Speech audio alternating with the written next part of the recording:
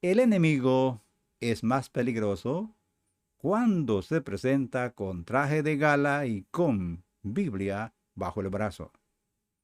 Ese es nuestro tema general que vamos a tratar. Y vamos a hacer un análisis de las tentaciones que el enemigo, o sea, las tentaciones del enemigo queriendo desviar a nuestro Señor Jesús de la misión redentora. Vamos a leer en Mateo 4, 1 al 11. Allí lo leemos en el nombre del Padre, del Hijo y del Espíritu Santo, porque siempre lo hacemos en el nombre de Él, en el nombre de Él, porque es su palabra y le vamos a hablar con autoridad, con fe, con reverencia, con temor de Dios, porque es la palabra santa de Dios la que vamos a leer. Entonces Jesús fue llevado por el Espíritu al desierto para ser tentado por el diablo. Y después de ayunar o haber ayunado 40 días y 40 noches, tuvo hambre. Y vino a él el tentador y le dijo, si eres hijo de Dios, di que estas piedras se conviertan en pan. Él respondió y dijo, escrito está, no solo de pan vivirá el hombre, sino de toda palabra que sale de la boca de Dios. Entonces el diablo le llevó a la santa ciudad y le puso sobre el pináculo del templo y le dijo, si eres hijo de Dios, échate abajo, porque escrito está, a sus ángeles mandará cerca de ti y en sus manos te sostendrán para que no tropieces con tu pie en piedra. Jesús le dijo, escrito está también, no tentarás al Señor tu Dios. Otra vez le llevó el diablo a un monte muy alto y le mostró todos los reinos del mundo y la gloria de ellos, y le dijo, todo esto te daré si postrado me adorares. Entonces Jesús le dijo, vete, Satanás, porque escrito está, al Señor tu Dios adorarás y a Él solo servirás. El diablo entonces le dejó, y aquí vinieron ángeles y le servían. Bendito sea el nombre de nuestro Señor Jesucristo. Los apóstoles nos hablaron también de este enemigo. De una manera y de otra nos hablaron de la existencia del diablo. El apóstol Pedro nos habló o nos enseña que el diablo anda como león rugiente alrededor nuestro queriendo devorarnos. Y nos llama la atención cuando dice que estemos vigilantes y que sepamos estar preparados para no dejarnos enredar en las artimañas del enemigo, como lo dice Pablo en Efesios 6. Bueno, yo pienso que uno de un león rugiente, bueno, uno huye inmediatamente, pero de uno que se presenta con traje de gala y con una Biblia bajo el brazo, bueno, casi no, la gente no huye. El enemigo como león rugiente ha matado a millones de cristianos evangélicos en todo el mundo, pero no ha podido eliminarlos. En estos días el diablo ha cambiado de estrategias en varias partes del mundo, especialmente en Occidente. Ahora se presenta con traje de gala y una Biblia bajo el brazo para confundir a los incautos y apartarlos de la fe en Jesucristo y la Biblia. Y para lograr su diabólica tarea, usa todos los medios que están bajo su control y a las personas que se someten a sus atajos. Hoy vamos a ver en una forma breve, y vamos a repasar, más bien dicho, las tentaciones que el enemigo le presentó a nuestro Señor Jesús. Y haremos algunas aplicaciones para que sirvan de advertencias a los que todavía pueden escuchar. Debo aclarar 3 puntos que considero muy importantes antes de analizar las tentaciones, que están registradas en el Evangelio de Mateo en este caso. En primer lugar, recordemos que Adán perdió la batalla en el huerto del Edén. Pero el segundo Adán, nuestro Señor Jesús, ganó la batalla y así demostró ser el redentor de la humanidad. Número 2. La intención del diablo era que nuestro Señor Jesús tomara un camino distinto al señalado por las sagradas Escrituras. Y número 3. Hoy en día usa las mismas estrategias, presentadas con vestuario distinto, pero el fin es apartar al creyente de la Biblia, mostrándole caminos alternativos. Veamos las tentaciones. La primera tentación tenía la intención de que el Señor usara su poder para dar de comer a la gente para conseguir que le siguiera con facilidad. Los que conocen la tierra de Israel y han ido directamente allá, dicen que en el desierto donde el Señor fue tentado, estaba sembrado de pequeños cantos de caliza, piedra caliza, que parecían exactamente panecillos. De allí la sugerencia del enemigo. Pero claro, la tentación lleva una intención más allá. El diablo intentaba que Jesús usara sus poderes egoístamente y para su propio provecho. Nuestro Señor Jesucristo demostró con su vida y sus hechos que nunca hacía las cosas para su propio provecho. Ojo a esto. Siempre hay la tentación de usar egoístamente algún don o talento que el Señor nos haya otorgado. Y el enemigo a veces, como en el caso, quiso hacer que nuestro Señor Jesús usara lo que tenía en forma egoísta. ¿Cómo lo hará con nosotros? Que Dios nos libre. Dios nos ha dado dones y talentos. La pregunta que deberíamos hacernos es, como alguien dijo, ¿cómo puedo yo usar este don para el bien de los demás? Todos podemos ser tentados a usar egoístamente el don o talento que Dios nos haya asignado. La misión de nuestro Señor Jesús era salvar la humanidad de la condenación eterna. Esto implicaba atraer a la gente hacia Él. El punto clave era entonces cómo atraer la gente para que le siguiera. ¿Qué métodos usaría para cumplir con la misión que se le había asignado? O sea, estas preguntas son importantes. Claro, un método que siempre funciona para que la gente le siguiera es darles cosas materiales, como el pan, por ejemplo. Y esto, el enemigo es lo que trata de insinuar o está insinuando al Señor. Que la gente le iba a seguir si les da de comer. Eso lo vemos nosotros mismos cuando leemos los evangelios. Y es más, el enemigo tal vez está insinuando que hasta podía justificar este hecho acudiendo a la Biblia. Pues el Señor había dicho en la palabra, hablando del Mesías, os haré llover pan del cielo. ¿No había dicho Isaías, no tendrán hambre ni sed? Si Jesús hubiera querido darle pan a la humanidad, tendría suficiente poder y justificación para hacerlo. Pero no lo hizo. ¿Sabe por qué no lo hizo? Porque el haberle dado, como dijo un erudito, el haberle dado pan a los hombres habría sido una doble equivocación. En primer lugar, dice el erudito bíblico, habría sido sobornarlos para que le siguieran.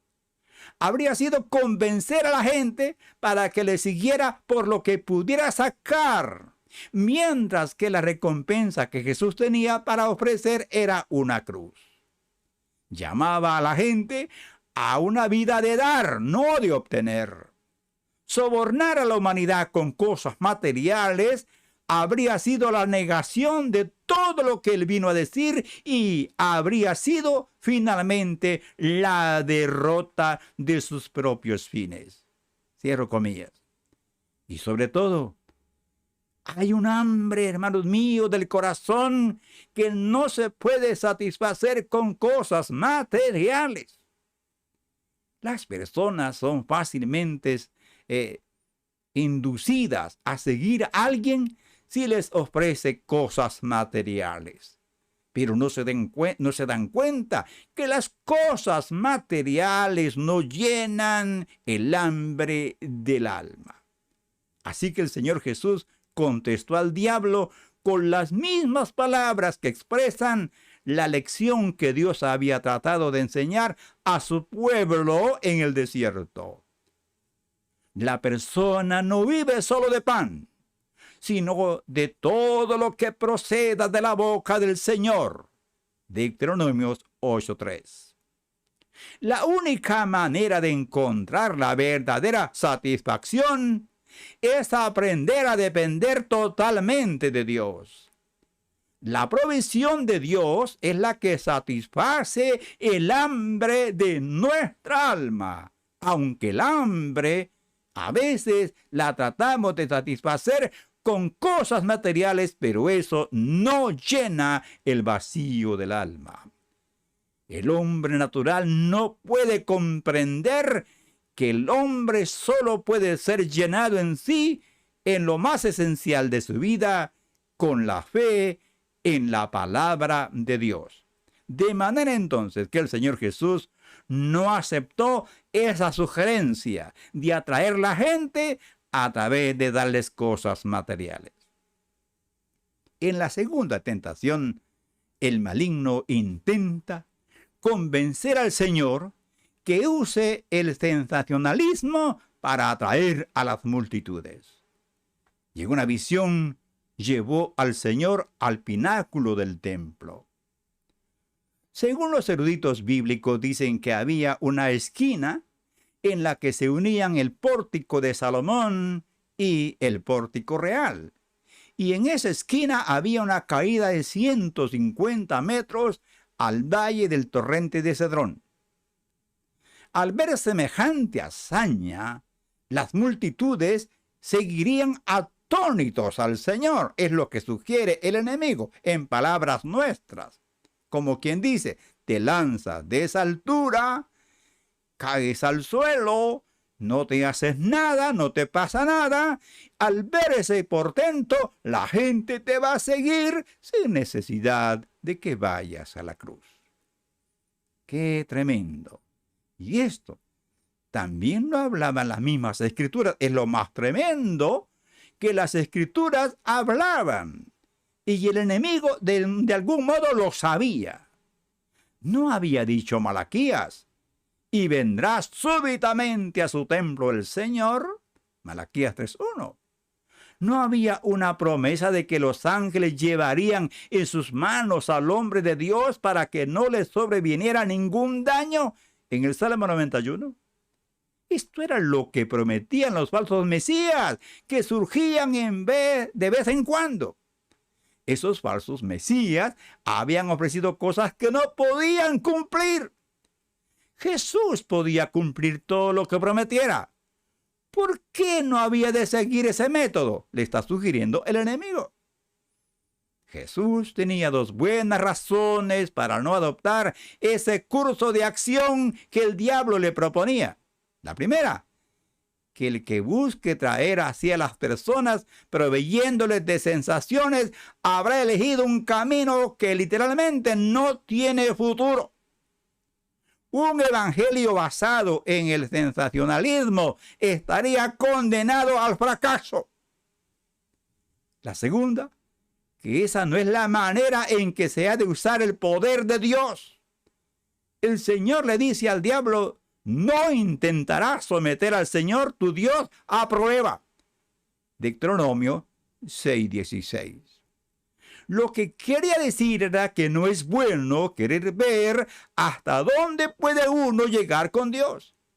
No tiene sentido ponerte deliberadamente en una situación peligrosa, atrevida e innecesariamente y esperar que Dios te libre de las consecuencias. Es necesario usar la prudencia. No es prudente tentar al Señor. Dios espera que asumamos riesgos por la fidelidad a Él, pero no para elevar nuestro prestigio. La fe que depende de las señales y los milagros no es verdadera fe. Si la fe no puede creer sin las sensaciones, es que no es realmente fe, sino una duda que está buscando una prueba y buscándola donde no la puede encontrar. El poder salvador de Dios no es algo con lo que se puede jugar ni experimentar, sino algo en lo que hay que confiar sin demostraciones en la vida diaria. La fe que depende del sensacionalismo conduce al fracaso. Y buscar solamente lo sensacional no es confiar, sino desconfiar de Dios. Por eso el Señor Jesús no aceptó semejante sugerencia, porque el enemigo lo que trataba de hacer era que Jesucristo no fuera a la cruz. Como quien dice, bueno, has venido para que te sigan. Sigue este camino, te van a seguir con facilidad y no tienes que ir a la cruz. Pero el Señor le habló claramente que esos caminos no son los caminos de Dios. La voluntad de Dios es el camino perfecto. En la tercera tentación, el enemigo propone que el Señor logre su misión por un camino fácil y sin sacrificio. El diablo le dice, póstrate y adórame, y yo te daré todos los reinos del mundo. Hay que notar que la santa revelación había dicho, oiga, la Biblia había dicho, y el enemigo está insinuando eso. Pídeme y te daré por herencia las naciones y como posesión tuya los confines de la tierra. Salmo 2:8. Esto era verdad, pero no según los métodos diabólicos, sino conforme a lo establecido por Dios en las Santas Escrituras. Lo que quería decir el tentador era, lleguemos a un acuerdo. No pongas ese listón demasiado alto. Hazte un poco el ciego al mal y a las cosas discutibles y las masas te van a seguir. Esta era la tentación a pactar con el mundo en vez de presentarle clara y terminantemente las demandas de Dios. Era la tentación de avanzar retirándose y tratar de cambiar el mundo haciéndose como Él. ¿Qué le parece esto? ¿No es eso lo que están haciendo algunos pastores? Ablandando, diluyendo, torciendo el evangelio para atraer las gentes a la iglesia. ¿Se han olvidado que la fe cristiana no es convencimiento, no es atracción humana, es el poder de Dios revelando a los hombres al Dios viviente? El Señor Jesús dijo, nadie puede venir a mí si el Padre que me envió no lo trajere. Pero nosotros queremos hacer las cosas como el diablo sugiere. Atraigamos la gente, traigamos el show a la gente, a la iglesia, pongámoslos a bailar y todos vendrán. Qué triste. La respuesta de Jesús fue contundente. Al Señor tu Dios adorarás. Y a Él solo servirás, y por su nombre jurarás. Deuteronomio 6:13. Jesús nos enseña que no se puede vencer al mal entrando en componendas con Él. Estableció el principio de que la fe cristiana es insobornable. El cristianismo no se puede doblegar para ponerse al nivel del mundo, sino elevar al mundo a su propio nivel. Ningún otro principio va a funcionar. Todo el que sigue las reglas de Maquiavelo va por el camino del diablo. La obra de Dios no se hace con medios ilícitos. El poder de Dios no se atrae con ritos o danzas paganas. El poder de Dios se manifiesta en el corazón del hombre cuando éste se humilla delante de Dios. Escrito está, el que se humilla será exaltado y punto. En conclusión, así que, si en verdad somos discípulos de Jesús, sigamos su ejemplo. Jesús decidió que nunca iba a sobornar a nadie para que le siguiera. Decidió que el camino de la falsedad no era para él. Y decidió que no podía doblegarse en el mensaje que predicara ni en la fe que demandara. Su elección significaba inevitablemente la cruz. Pero la cruz significaba también inevitablemente la victoria total. Está escrito: a la ley y al testimonio. Si no dijeren conforme a esto, es porque no les ha amanecido. El que diluye el evangelio de Jesús va por el camino de Judas.